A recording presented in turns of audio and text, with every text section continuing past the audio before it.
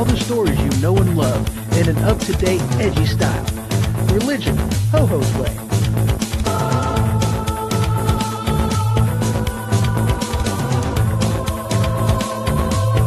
All right. I am broadcasting live from the attic. So welcome to Religion, Ho-Ho's way. And as always, I am your host, Ho-Ho. Absolutely, I am. Well,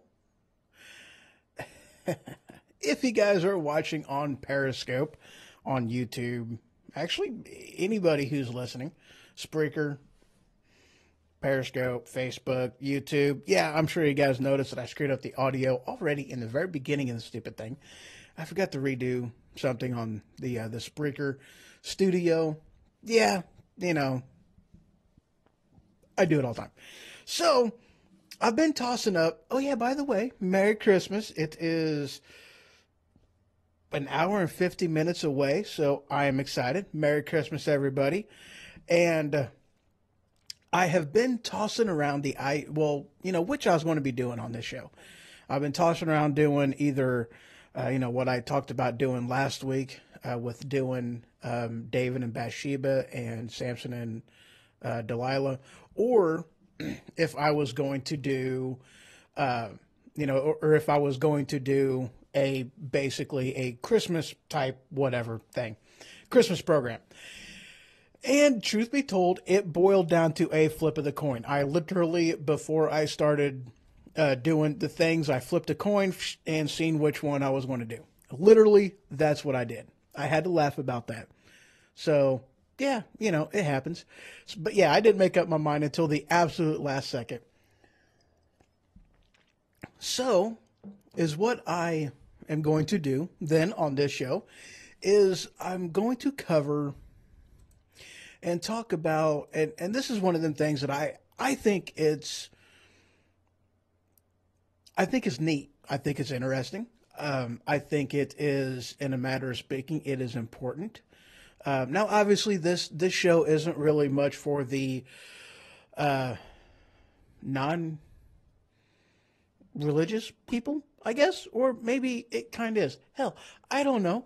Either way you look at it, is what I'm going to be doing is covering some of the prophecies from the Old Testament that are more so focused on his birth. Okay, and there are just to let you guys know, in the Old Testament there is a butt ton of, yeah, I just said butt ton. There's a butt ton of prophecies in there as far as, the birth of Jesus, where he was going to come from, and all this other kind of stuff. And I'll be honest with you, on the surface of some of these things, it looks like, it looked like a contradiction. Okay. Because he's going to be called the Nazarene. Out of Egypt I will call my son, and he's going to be born in Bethlehem. Three contradicting prophecies that it was talking about as far as Jesus, the Son of God, And so, of course, yeah, on the surface, it looks like it's a contradiction. However, obviously, he was called a Nazarene. He was born in Egypt. And, I'm sorry, stop, rewind, play. He was born in Bethlehem. And whenever, the whole... when King Herod, it was maybe, whenever he was trying to, because he knew, he heard the prophecies, he knew, the King of the Jews was going to be born, and he was killing killing children, and that too was prophesied, that his family went into Egypt to get away from that and to save Jesus' life. And that as well is prophesied in the Bible. So, I mean, there really is a lot of different ones that are prophesied on there. And of course, it's one of the things, and I guess I am just kind of diving right into this. But I know that there's a lot of people out there that, that's like, they look at it and they're like self-fulfilled prophecies, okay? That, okay, for instance, the whole, Jesus was betrayed by Judah. He was paid 30 pieces of silver. Those were prophesied in Zechariah, I believe, if I'm not mistaken. Him riding into Jerusalem on a donkey was prophesied.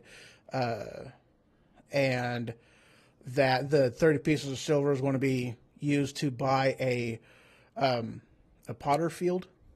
Yeah, that was prophesied in there. But there's a lot of them that was prophesied in the Bible, and of which case, one of the things that I would like to stress on that is that, okay, again, to reiterate a point that I'd made, that most people know, is that, the Bible isn't just a standard, regular book. It is a collection of books that have been written over the course of, the Old Testament at any rate, for what, let's see, Malachi was written 400 years before the birth of Christ. And then you had Moses, which was written in 22 something, 23 something, maybe 26 something BC, if I'm not mistaken. So you've got 2,000 years worth of, time span between the Old Testament and the birth of Christ that these prophecies were written in. So let's go ahead and dive right into it. And of course, I'm not talking about, let me get to some of these other ones in here. Betrayed by a friend, that one was in Psalms 41, that he would enter Jerusalem on a donkey. Zechariah, I was right, I was wrong on it's 9:9 verse and chapter, whatever. So, let's see, what's some of the other ones? Let's see, Messiah would die a sacrificial live death. he would die with criminals, but he would be buried with the wealthy. That was prophesied about, and that happened. So yeah, there's a lot of different things in here. But of course, let me kind of back the train up a little bit. ADD kicks in, and it's an amazing thing. I love it. But let's back the train up a little bit. This is Christmas. Merry Christmas. Jesus is the reason for the season. We are as a religion, it is a religion that is based off of the birth of a child. And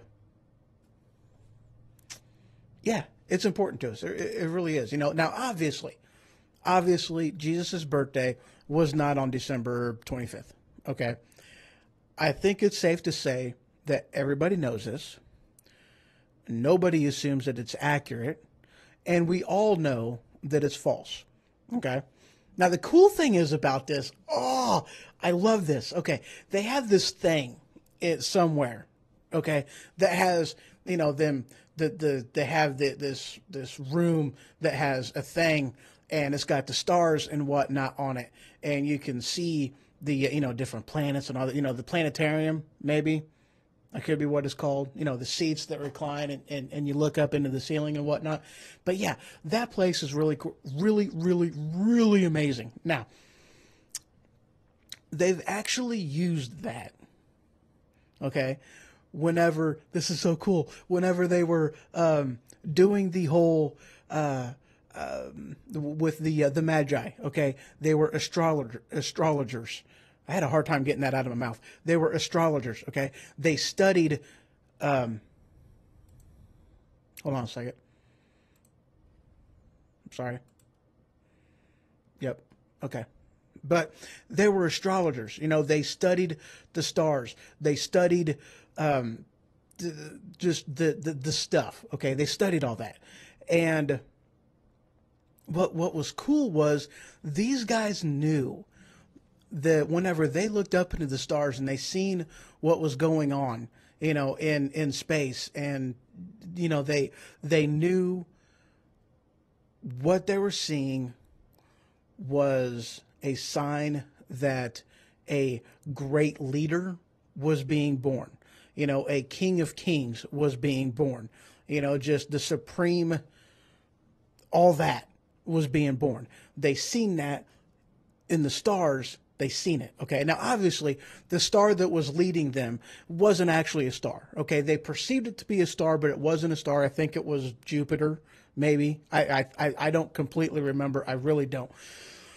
But they used that thing and they rewound the hands of time. And they found what day it was based off of the clues that were written in the New Testament about the birth of Christ. Very, very cool stuff. So they narrowed it down to like a 2 or a 3 day window of when he was born. Okay. And it was in like around April 25th to April 28th, I think, right around in that, or like the 15th to the 18th. I could be off on 10 days. I'm not 100% sure, but it was in April, okay? And another aspect of that is, of course, we know that was a time frame that the shepherds had their flock in the fields and grazing them and whatnot. It was, that same time frame. So we know it didn't happen in December. We know this, okay? It's not even an argument worth having, okay? It is what it is. But that's just amazing how we were able to use that and look at the depiction of and what they were talking about in the Bible surrounding his birth, and they actually was able to figure out what day he was born on. And it was significant because obviously it wasn't a star that was leading him; it was a planet. But they perceived it to be a star. Perception is reality. That's why it's in there. No, it's not a lie. Don't mind me just flipping everybody off. The naysayers out there that would say that. So I just I got to John the non-believer. John. Exactly. Sometimes you just got to shun the non-believers. Charlie and Candy Mountain, I think, whatever. I know I'm a goober, but I can't help it. But anyway, you know, they were able to use that information, and not that it was, it was how it looked in the sky, that it looked like it was, leading you and moving away from you, and obviously it wasn't either, but how the rest of the stars were moving and whatnot, it looked like it was going, moving in front of them. That's how it looked in the night sky. So just very, very cool. It really was very, very, very interesting. So yeah, that was like in April sometime. At any rate, let me going back now to what I was originally talking about. Some of the prophecies about this. Okay, so let's see, history. There's a couple cool things in here. There was of course, I'm not going to read, the whole section of the Bible as far as, what happened. I'm sure that we've all heard the stories as far as, it was census time. They had to go to Jerusalem. They stopped in, for the census. They had gone to Bethlehem. She was pregnant, and there was no room at the inn, so she slept in with, in the manger and among the livestock, and there he was. And you had, if I don't remember if the Magi and the sheep were there. Yeah, I just said that. I don't know if the Magi and the shepherds were there at the same time. I know one group of them was. The other group, I think it was a Magi that was there. And then the shepherds actually came, I believe, like a couple years later. They found them, I think. Could be wrong on that. It's been a while. I don't remember. But, so there you go. And then they brought the gifts of gold, frankincense, and myrrh. Gold, frankincense, and myrrh. Do I have that right? Gold, frankincense, and myrrh? I think so. There's significance behind that, though, because the gold was, and actually the reasons behind this is actually pretty morbid. It really is. Okay, so you got gold, and gold is, it's even back then it was something that was hard to come by because it was something that was reserved strictly for royalty, for kings. Okay, so gold was hard to come by. These guys had gold, and they brought that as a gift to him, acknowledging him as a king. Okay, so there's importance right there. The next gift, frankincense. Okay, now there's one or the other, and I don't remember which is which, but frankincense and myrrh. I think frankincense was basically my nose is itchy. I think frankincense was a incense that was used by priests, okay? And of which case it was, that was a gift acknowledging him as a high priest, okay? Because he was a priest of priests, as another aspect of whom he was, what he was, his title, whatnot. The next gift, this one was myrrh. Okay, now this is the morbid one of it. Myrrh was an extremely potent, extremely strong, extremely powerful incense that they used to cover up a decaying body in a tomb. That's what myrrh was used for. So that's like going to a baby shower with a casket. That's what they did. How morbid is that? But that's what they did. So those were the three gifts: acknowledging him as the King of Kings, acknowledging him as the high priest, and acknowledging the sacrifice of his death for the sake of all mankind. That's what the gifts were. So extremely morbid to actually, bring a casket to a baby shower, which is the equivalent of what they did. How morbid is that? Holy crap. That was just, when I learned that it blew my mind. I mean, just, yeah, mind blown. It blew my mind. It really did. So, let's see, where am I sitting at on time? I have no idea. All right, so we are 19 minutes into this. I'm going to go ahead and take a quick break, and when I return, I'm going to cover, let's see, some of the other prophecies and whatnot that were surrounding it. So, good times. I'm looking for something. What am I looking for? I don't know. It doesn't matter. All right, guys. Couple minutes. I'll be right back.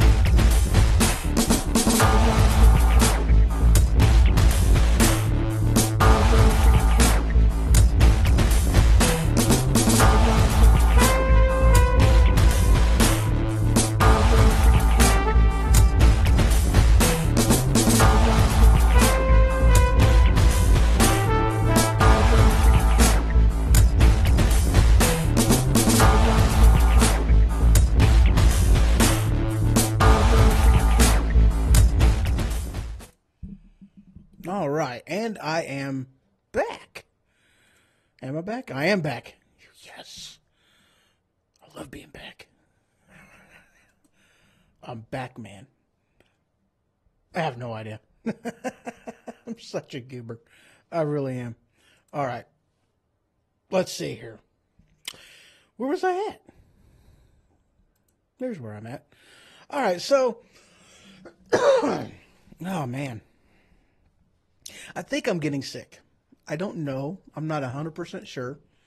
And it's weird because it's been coming on for a while. You know, it's kind of like it started to feel the onset of it, and then it just kind of left me alone. But I still feel the onset for it, and it's been like that for a few days. Kind of weird. I wish it would actually make up its mind what it's going to do, if it's just going to go away or if I want to be sick. You know, this whole, like, right in the beginning stages of being sick is kind of annoying. I'm not taking any medication for it. I don't even care. I'm just ready to get sick. You know, get my one sickness out of the year done and over with.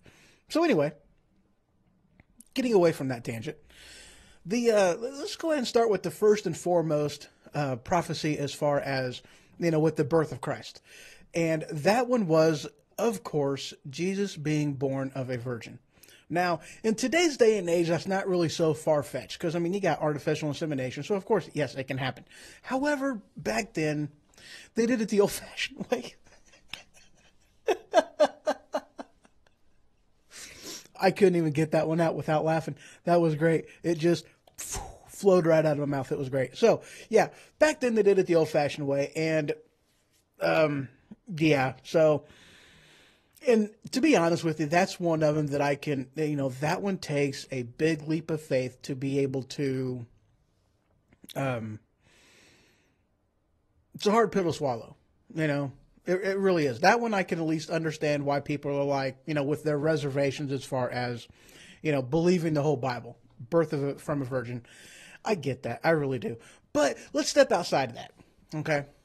This is actually something that's pretty cool. Again, I want to go on a little tangent here. Okay. Jesus was the King of Kings. Okay. He is, and they threw this in there to, as a, the genealogy from King David on down to Jesus to establish his right to the throne as king of the Jews. Okay. They put that in there. I don't remember what book they did that in. I think it was in Luke, maybe. My name's in there. He was spelled right too. Thought that was pretty cool. I'm like 6th generation from God, 5 generations down from Adam, right there around Enoch. I don't remember if Enoch is my son or Enoch is my dad. I don't remember, but I know I'm like right there by him. I don't remember which. I have to look that up now. I ain't going to look that up right now. I shut the drawer. I did.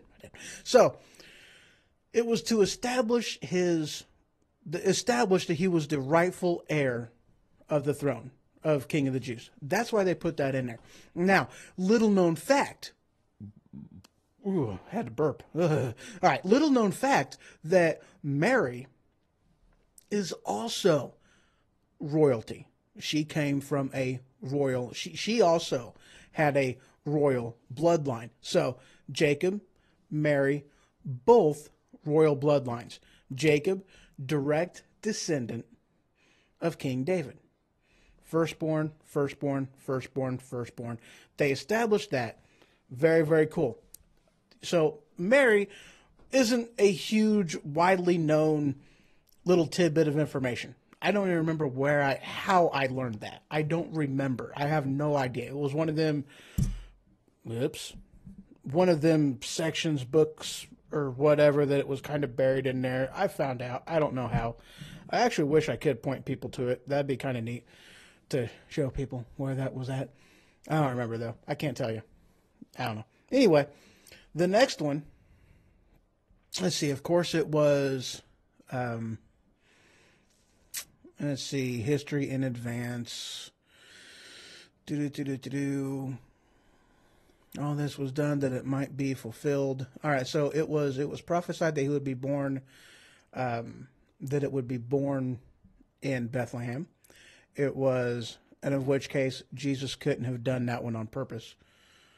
It was prophesied that he would be born of a virgin. It was prophesied that there would be, of his bloodline would be of Judah.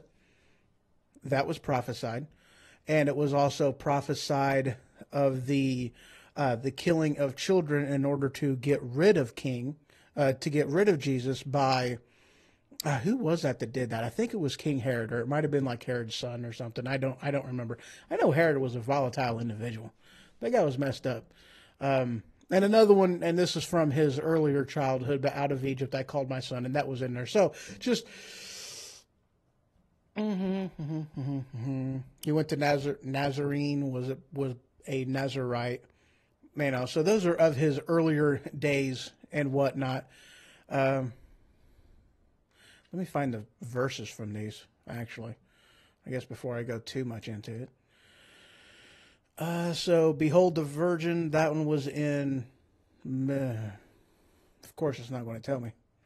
I hate it. I think it was Isaiah. I think that one was Isaiah. Yeah, Isaiah 7:14. Yeah, there we go. And but you, Bethlehem, in the land of Judah, are the least among the rulers of Judah, for out of you shall come a ruler who will shepherd my people. That one came from Micah.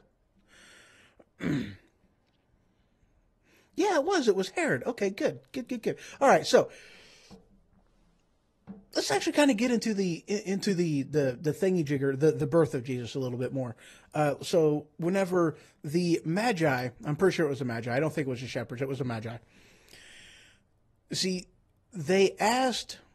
Herod asked, who did Herod ask? Did he ask? I don't remember if he asked the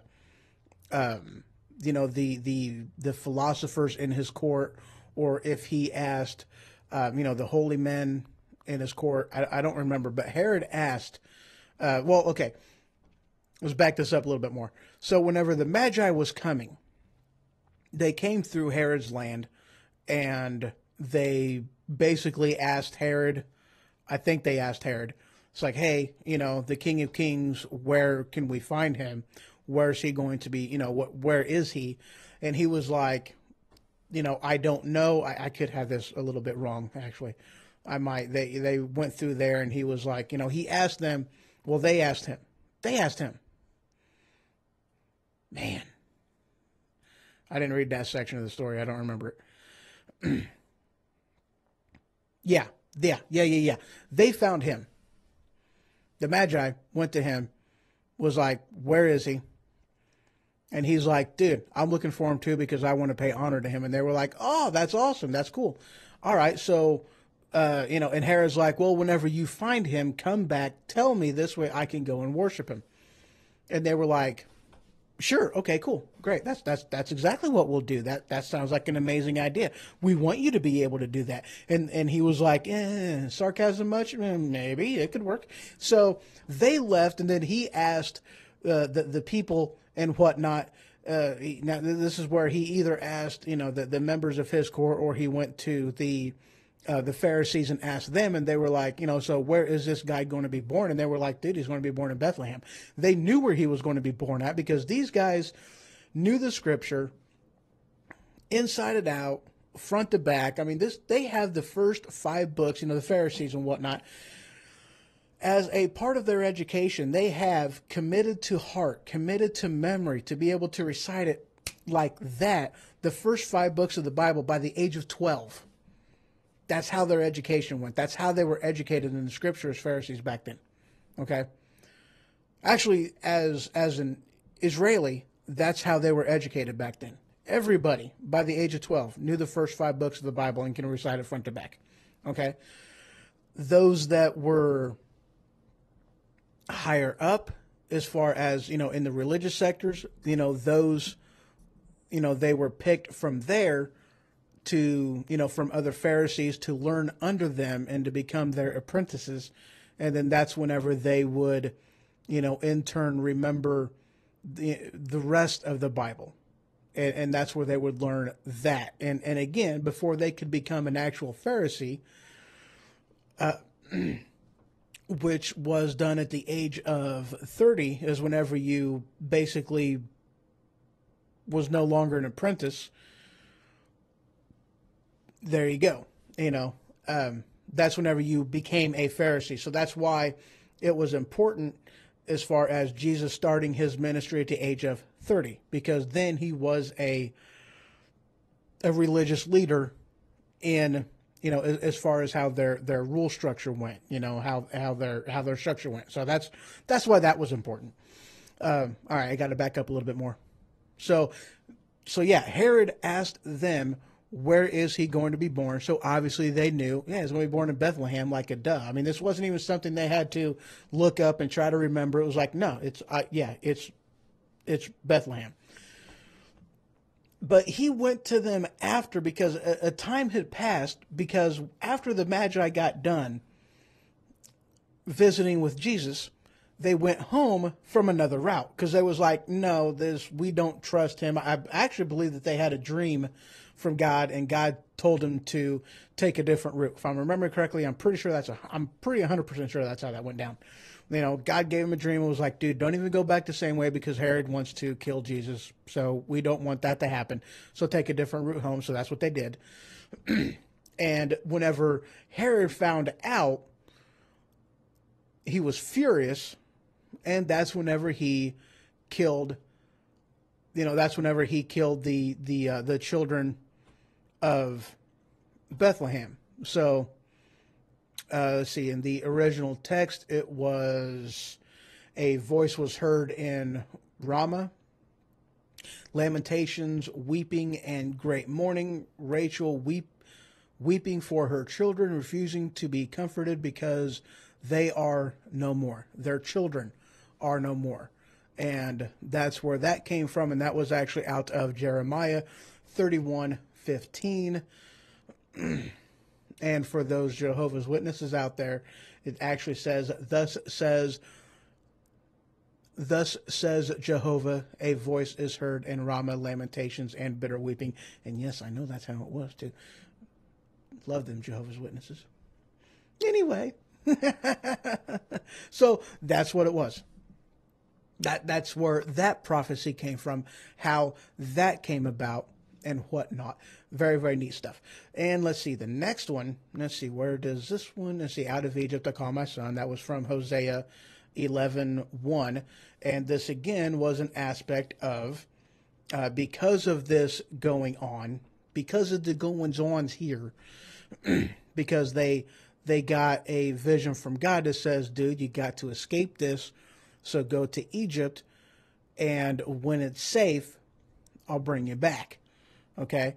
So they went for a time, and they escaped into Egypt, so that this way Herod wouldn't find Jesus and kill him.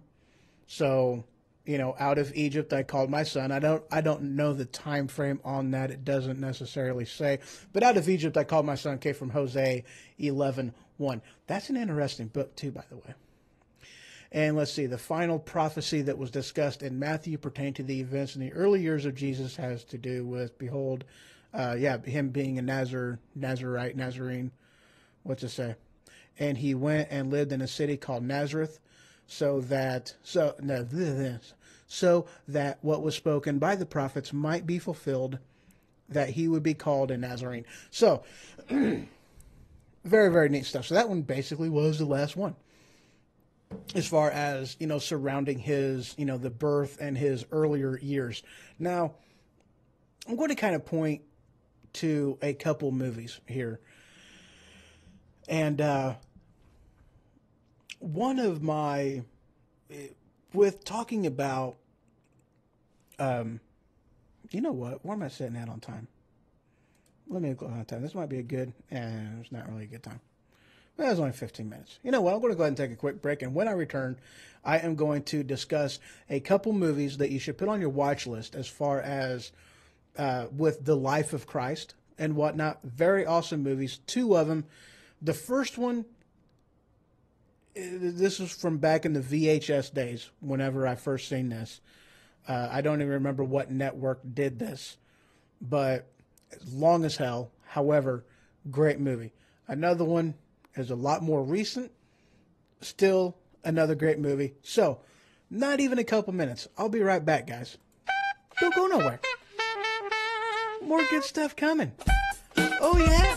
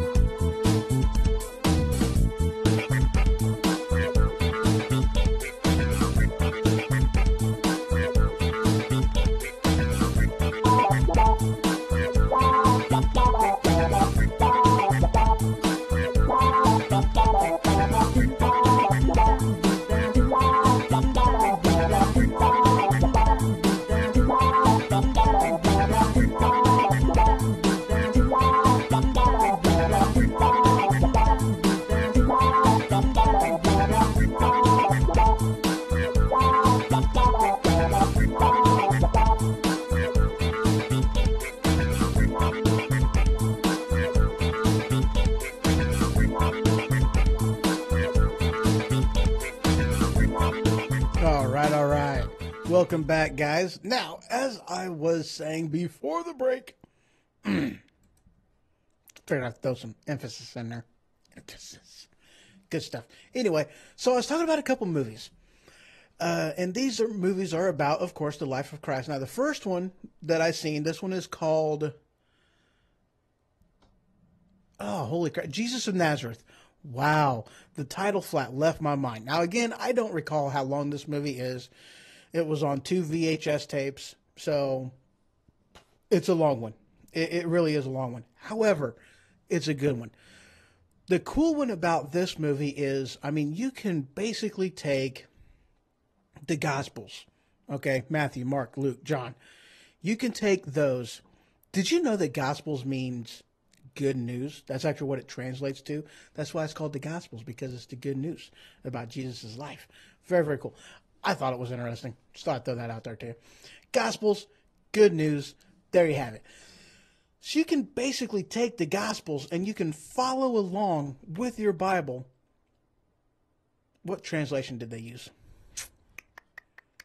I don't recall off the top of my head. I think they more or less used the NIV, the 78 version of it, not the newer one, 78 one. I think that there's a 78 and 84. There's a 2000 something or a 2009 maybe, and I think there's another one more recent after that. I don't recall. Actually, what year is mine? Let me whip this guy out right quick. I don't remember what year this one is. NIV. What year is it? Let's see. There's a copyright from 73, 78, 84, 2011. Okay, so this one is a 2011 version of it. I thought there was another one after that. I could be wrong. I might be wrong. Yeah, I don't know. So, but this was probably the, considering how old it is. Yeah, it's probably the 78. I don't know, it could have been the 84. All right, so it was either based off of the 78 or the 84 translation of it. But yeah, I mean, you can take that movie and you can follow along, put near word for word on that, which I thought was great. I mean, this one is the most scripturally accurate depiction of the life of Christ I have ever seen. Very, very cool. Again, it's a long one, but it really is a good one. I mean, it covers the entire thing. Now, another really, really good one, of course, and you can't talk about the life of Jesus without talking about this movie, because he really did a phenomenal job on this movie. I don't care if it was done by Mel Gibson. I almost said Mel Brooks. That was hilarious. But I don't care if it was done by Mel Gibson. This movie is still an amazing movie. And of course, I am talking about Passion of the Christ. The Passion? Yeah, Passion of the Christ. That's the one I'm talking about. And that one is, again, an extremely well done movie, and it is definitely way more graphic than, Jesus of Nazareth. Way more graphic as far as the beat down that Jesus got. Because, I mean, and that's the thing too, that, it was some of the things that Jesus went through, he went through as a metaphor wrapped in a euphemism. But like, okay, I'll throw a for instance in there. Okay, the beat down he got from the Roman soldiers with the cat of the whip of nine tails, the cat of nine tails, whatever that thing was called, particular type of whip that had the strands of leather that came off of it, and tied to the end of these strands of leather, they would put, shards of metal in there. They would put rock. They would put, whatever. And these things would just bury into your skin and then rip out just chunks of flesh and muscle and whatnot. And, just horrible beating, okay? The standard punishment that people would get whenever that was part of their punishment was 30 lashings, okay? Jesus didn't get 30. Okay, no. Let me back this up a little bit more. The standard beat down was 30 lashings. That was a standard punishment. Most people would only survive, like 15, 18 lashings because it was so brutal, okay? Chunks of your flesh just getting ripped off, bare bone being shown. I mean, it was gruesome. The Romans knew how to beat people. The Romans knew how to torture people and kill people, okay? Like, for instance, being hung, being crucified on the cross, all right? This wasn't a punishment to kill you quick. It was a slow, painful death. I mean, you basically die from asphyxiation, suffocation. That's how you die. That's why, as part of what they did, and this is what they did to the other two people that Jesus was hung with, is they broke their legs so that this way they couldn't stand up to, take the pressure off of their chest so that this way they can breathe. And you fell down, and with the outstretched arms, you couldn't inhale. Okay, that's how it killed you, is it made it to where you couldn't breathe. Okay, just in case you didn't know. And of which case, another prophecy was that Jesus's legs, his bones, would not be broken. Okay, now again, this prophecy was done before the Romans got the great idea of doing crucifixion, crucifying people to as, corporal punishment, capital punishment, to kill you. And it was also significant because that's how they finish you off if they got bored with them hanging you and they had to move on, which is what they were doing, because the next day after that was a Jewish Jewish festival of some sort, and so they wasn't going to keep him there after, through the next day. So, after he died and the storm came in, they were going to break their legs, but they checked and they seen that he was already dead. But anyway, tangent again, tangents, sorry. Anyway, most people only went 15, 18 lashings from that until they basically collapsed and couldn't, basically they were done, or they died, whichever the case may be. Jesus endured 37, 38, 39, right around that number of the lashings that he got. And that number isn't just an arbitrary number either. That number is a specific number.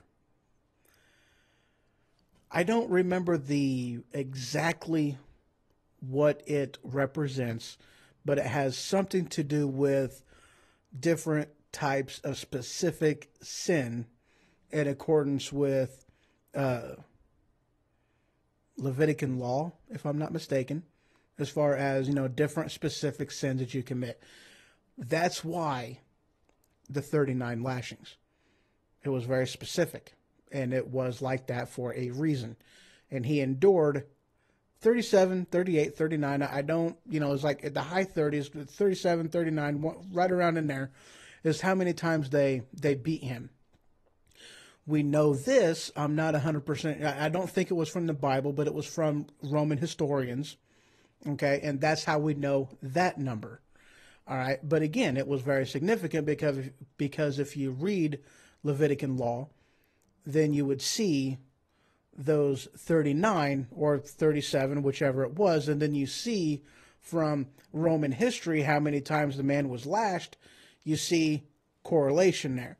I'm not 100%. I don't know why they didn't include that in the Bible. I don't know as if they necessarily knew how many times they actually did beat him down, because again, this is one of the aspects of, I'm going on a tangent again. I don't want to do that. You know what? I don't care. I'm going to go ahead and do that. Yeah. Where was I going with that? Oh, yeah.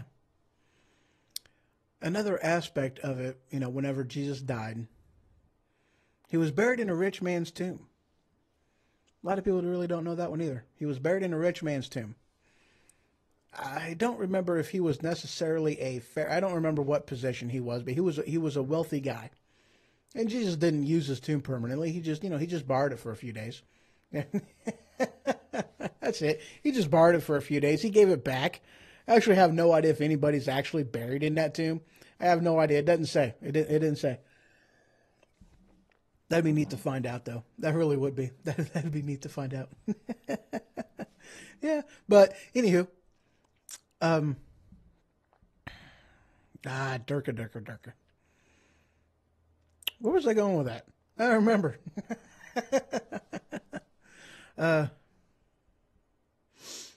Yeah, I don't remember. Oh yeah, that's where I was going with that. See, I don't know if, because this is the thing though, whenever he died, and this is also the aspect, greatest conspiracy of the day, okay? His resurrection, greatest conspiracy of the day, because of the age, because here's what it boils down to, okay?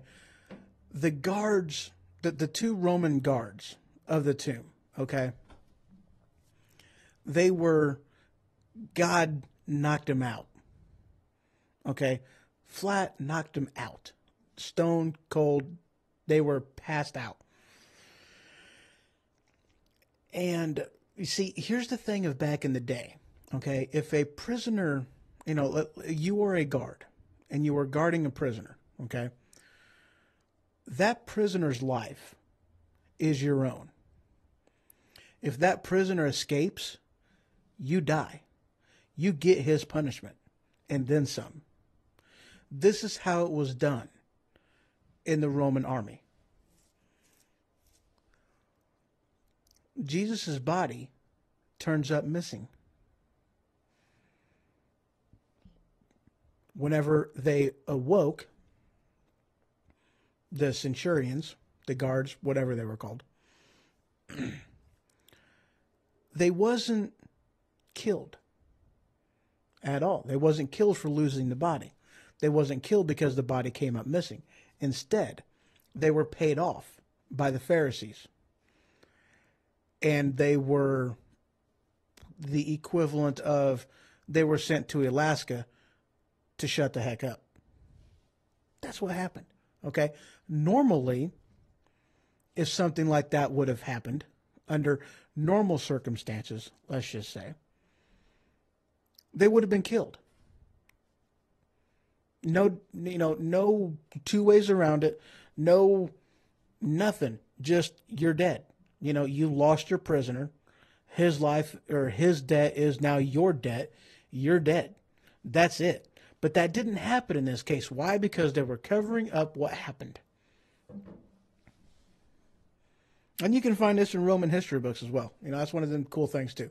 There's a lot of stuff on Jesus's life that is written on the pages of history in the Roman, within the Roman Empire, historians have done and whatnot, dug out a lot of different stuff on that. So that's an aspect that, is very, it's interesting. Okay, so,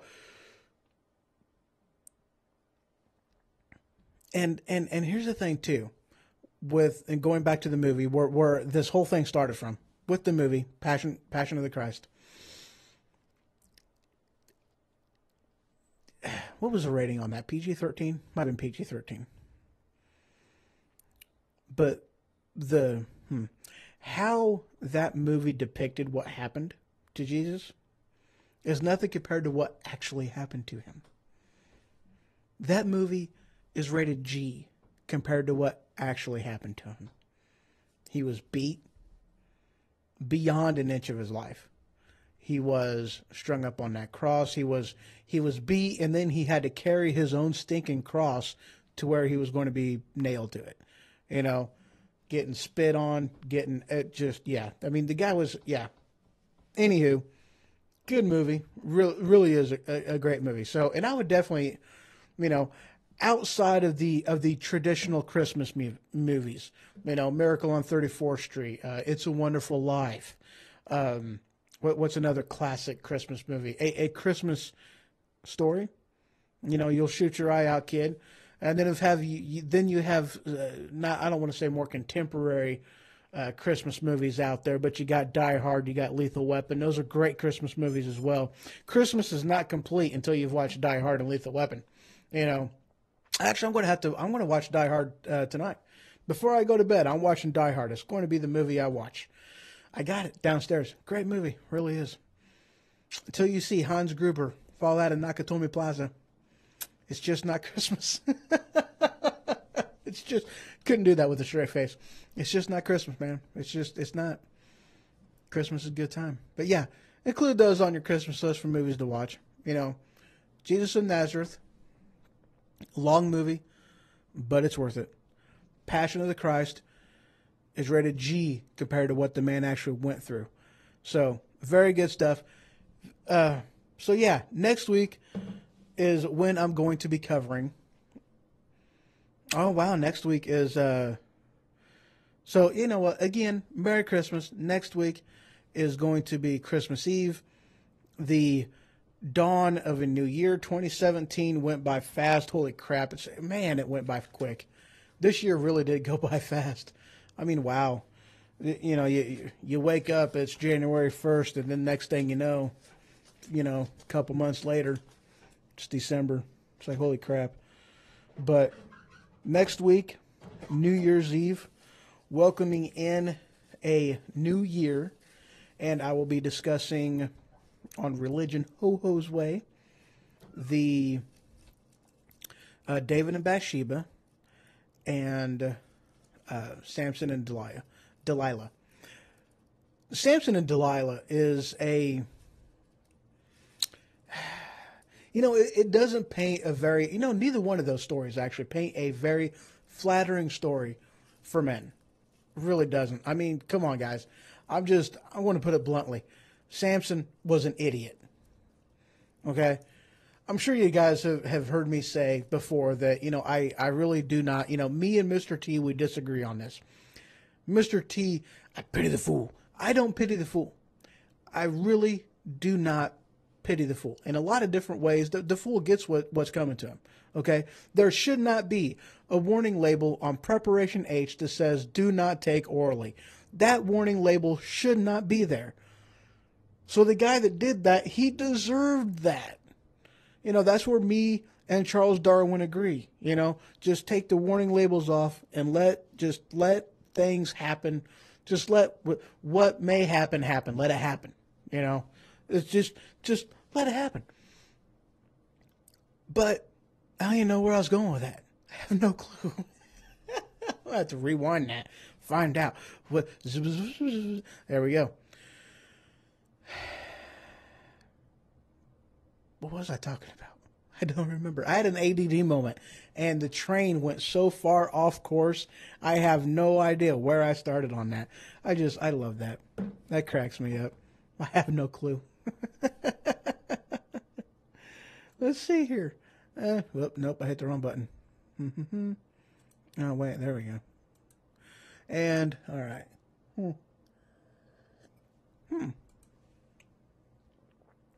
How did that happen? I have no idea.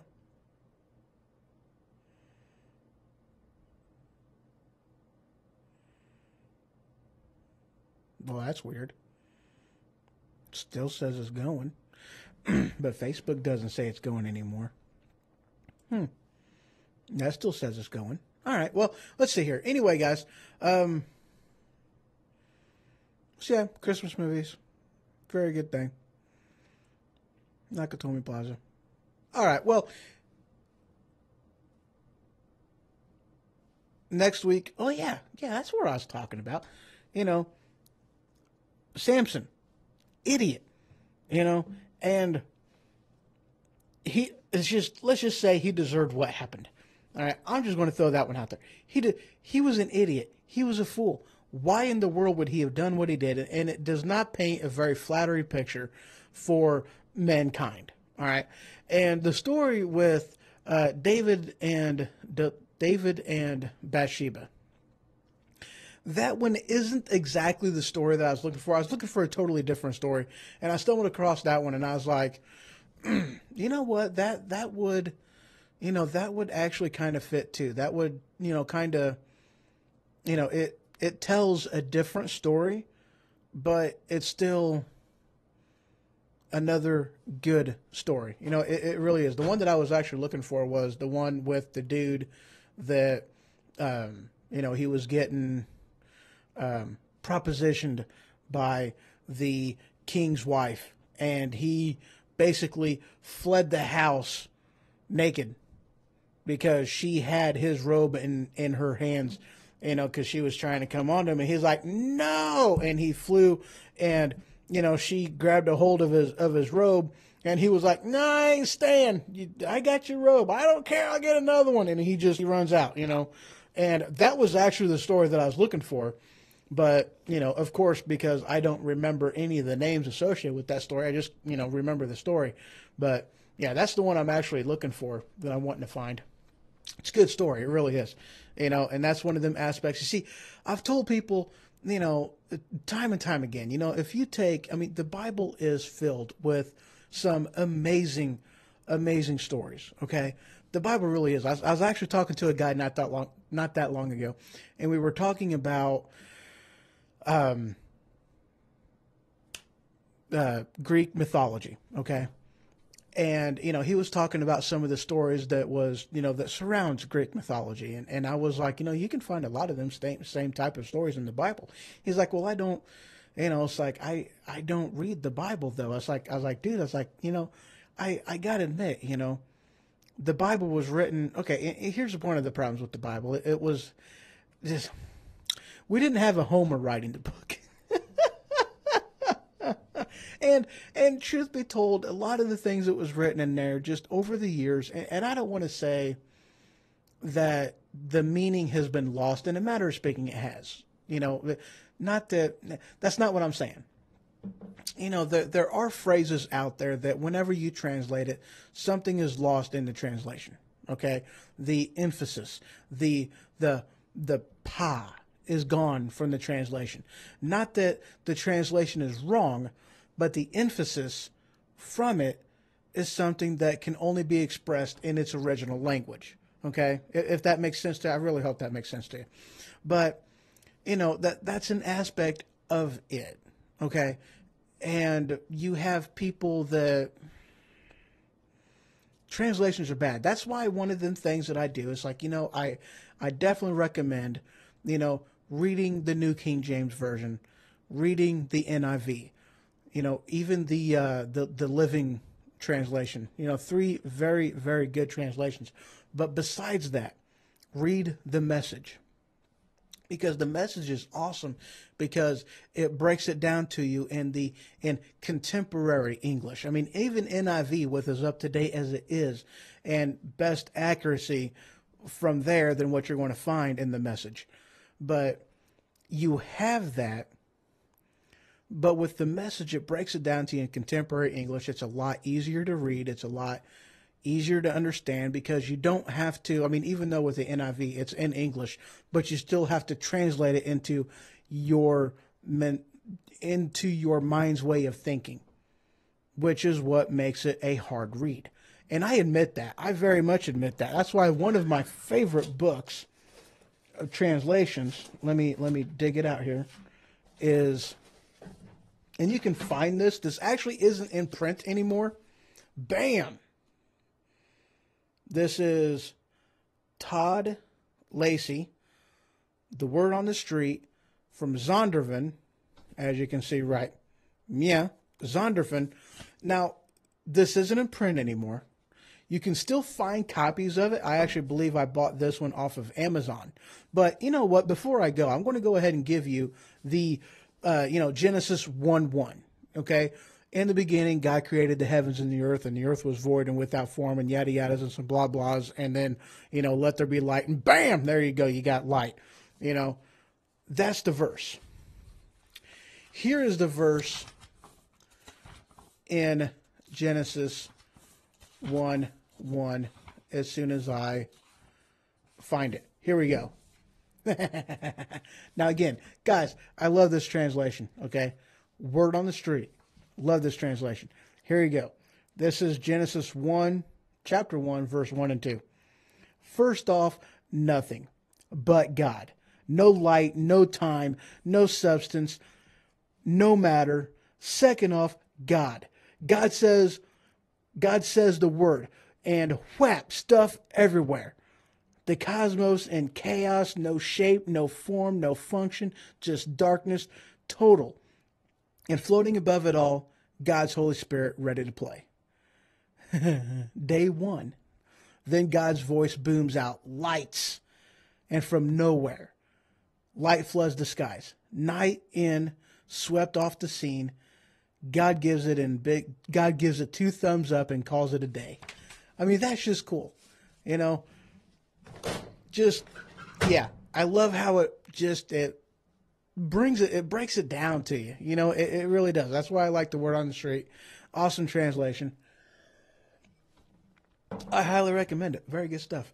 But I was telling him, I'm like, you know, but talking about that one that I was talking about with the dude that gets hit on and then leaves the house running scared, naked. That's comedy. I mean, that really is. You can find so much humor and great stories in the Bible.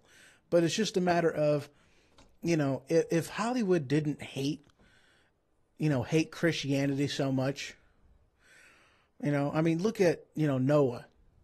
You know, look at what they did with Noah. You know, that story, if you go into, you know, the book of Enoch, you know, that story is messed up as it is. You don't need to add that artistic flair and turn Noah into a bad guy and do all this kind of crap in order to sell your movie. Because the story in itself, within the pages of Scripture, with Genesis, with the books of Enoch, it's a messed up story anyway.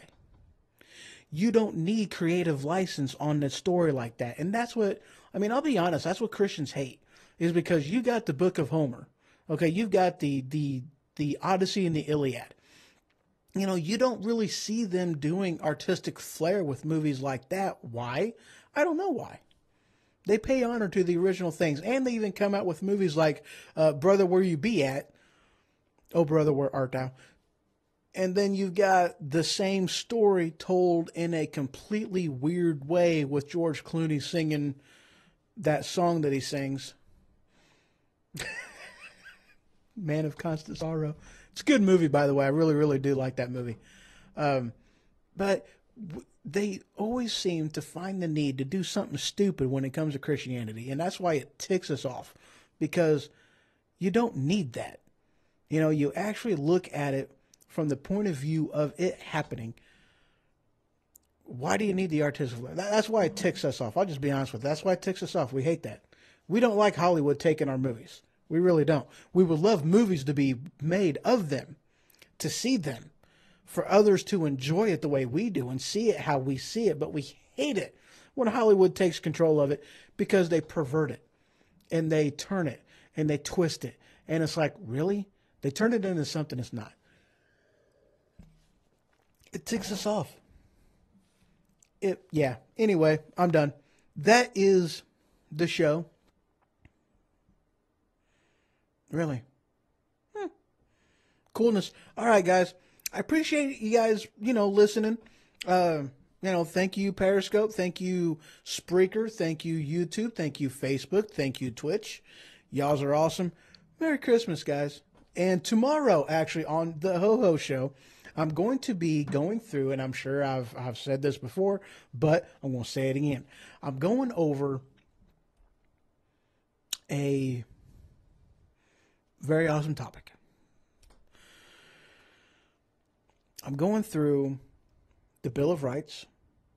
Got this thing that I did, you know, the Bill of Rights for kids. I think is what it was. Not even for dummies, for kids. All right.